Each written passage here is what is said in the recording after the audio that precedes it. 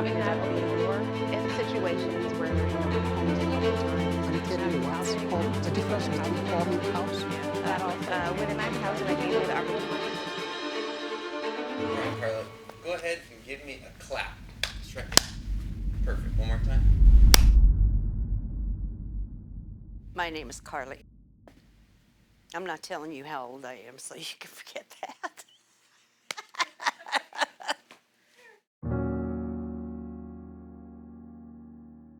My dad was in the military, so the gutter sound come from Oklahoma because I stayed. One of my stretches, my last stretches, was in Oklahoma. But I've been all over. But I wound up here. I love Washington. I love this state.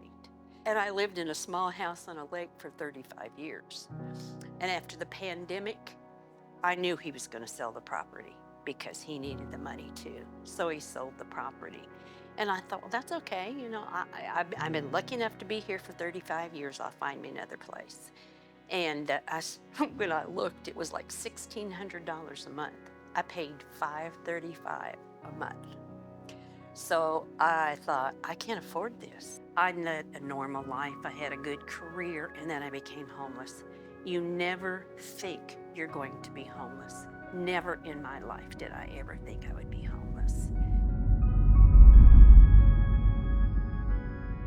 So I took a little bit of money and stayed in a hotel, and that didn't last long. So then I found a homeless shelter that would take me, because it's whoever's there gets in. First come, first serve. So I had to wait for a long time, and I got into a place that was so incredibly bad. And I got into another place, but they would only let you stay, I think, 30, 60 days, and then I was out of there. You never think, you can't allow yourself to be afraid. You have to be strong. You have to put one foot in front of the other. And I never thought, oh, geez, I'm here, I'm in my car, I'm homeless. You don't have time to go down that rabbit hole. You just think, what do I next do? What do I need to do next? The only time I ever cried when I was homeless was the last night. And it was storming and icy and rainy. And I'm sitting there and I'm having to turn my car on to keep warm. I turned the car on and I fell asleep. And when I got warm, I woke up and I thought, this is how people die. Then I went to Helen's. It was like heaven after being in hell. It was great. I had a counselor there, and she got me into here. That's how I got here. And I was there for 8 months. So it's like, if you're homeless, don't be in a hurry, because you're not going to find a place up here. So difficult. When I got here from being displaced for so long, I didn't know what to cook. I had a stove and an icebox, and I didn't know what to cook because I hadn't cooked in 18 months. I didn't even know what to eat. So I had nachos and beer. It was great. That was my first meal. Beer and nachos, something hot.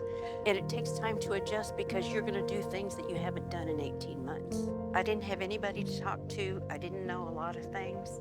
So I can't remember if I walked by her door a couple of times, I think, before I went in and asked her a question. She should never have answered me, because now I'm at her door all the time. She has an ability that most people don't have. I certainly don't have. What is Jenny to me? She's the person, I'm gonna cry. I can't tell this or I'll cry. I feel safe with her all the time.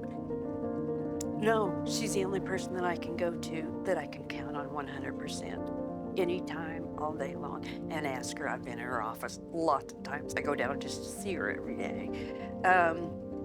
I can count on her. And there are very few people in your life that you can say that you can count on 100%. It's a wonderful, wonderful place. I can't even tell you. And I've been here a year and a half, and it gets more home all the time. And I'm more comfortable. I thought when I was scrubbing my floors this week, I thought, I'm so glad to have a floor to scrub, a floor to get dirty. You know, all those things you miss.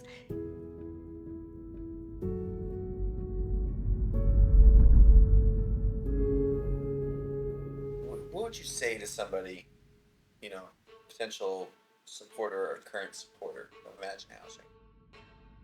Until you're here, until you've been homeless, it's very hard to understand to have everything taken away from you.